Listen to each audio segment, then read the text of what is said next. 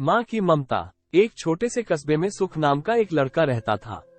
बचपन में ही पिता की मृत्यु हो जाने के कारण परिवार की आर्थिक स्थिति बड़ी दयनीय थी। सुख की माँ कुछ पढ़ी लिखी जरूर थी, लेकिन उतनी पढ़ाई से नौकरी कहाँ मिलने वाली थी। सो घर घर बर्तन मांजकर और सिलाई बुनाई का काम करके किसी तरह अपने बच्चे को पढ़ा लिखा रही थी। सुख स्वभाव से थोड़ा शर्मीला था और अक्सर चुपचाप बैठा रहता था। एक दिन जब वो स्कूल से लौटा तो उसके हाथ में एक लिफाफा था। उसने माँ को लिफाफा पकड़ाते हुए कहा, माँ, मास्टर साहब ने तुम्हारे लिए ये चिट्ठी भेजी है, जरा देखो तो इसमें क्या लिखा है। माँ ने मन ही मन चिट्ठी पढ़ी और मुस्कुरा कर बोली, बेटा, इसमें लिखा है कि आपका बेटा काफी होशियार है।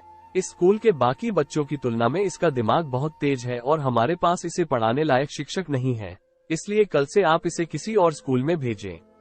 ये बात सुनकर सुख को स्कूल न जा सकने का दुख तो हुआ, पर साथ ही उसका मन आत्मविश्वास से भर गया कि वो कुछ खास है और उसकी बुद्धि तीव्र है। माँ ने उसका दाखिला एक अन्य स्कूल में करा दिया। समय बीतने लगा। सुख ने खूब मेहनत से पढ़ाई की। आगे चलकर उसने सिविल सर्विसेज परीक्षा भी पास की और IAS ऑफिसर बन गया। सुख की माँ अब बूढ़ी हो चुकी थी और कई दिनों से बीमार भी चल रही थी और एक दिन अचानक उनकी मृत्यु हो गई। सुख के लिए ये बहुत बड़ा आघात था। वो बिलख बिलख कर रो पड़ा। उसे समझ नहीं आ रहा था कि अब अपनी माँ के बिना वो कैसे जिएगा। रोते रोते ही उसने माँ की पुरानी अलमारी खोली और हाथ में उनकी माला, चश्मा और अन्य वस्तुएं लेकर चूमने लगा।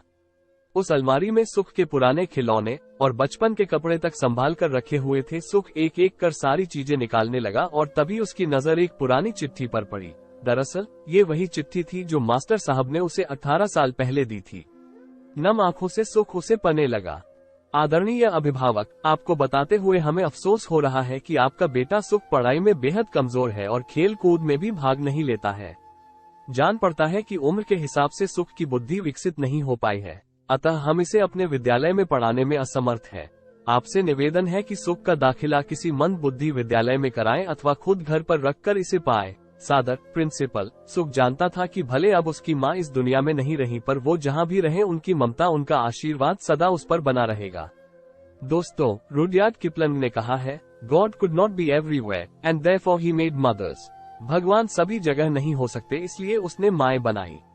माँ से बढ़कर त्याग और तपस्या की मूरत भला और कौन हो सकता है। हम पढ़ लिख ले, बड़े होकर कुछ बन जाएं, इसके लिए वो चुपचाप ना जाने कितनी कुर्बानियां देती है। अपनी जरूरतें मारकर हमारे शौक पूरा करती है। यहाँ तक कि संतान बुरा व्यवहार करे तो भी माँ उसका भला ही सोचती है। सचमुच माँ जैसा कोई नहीं हो सकता।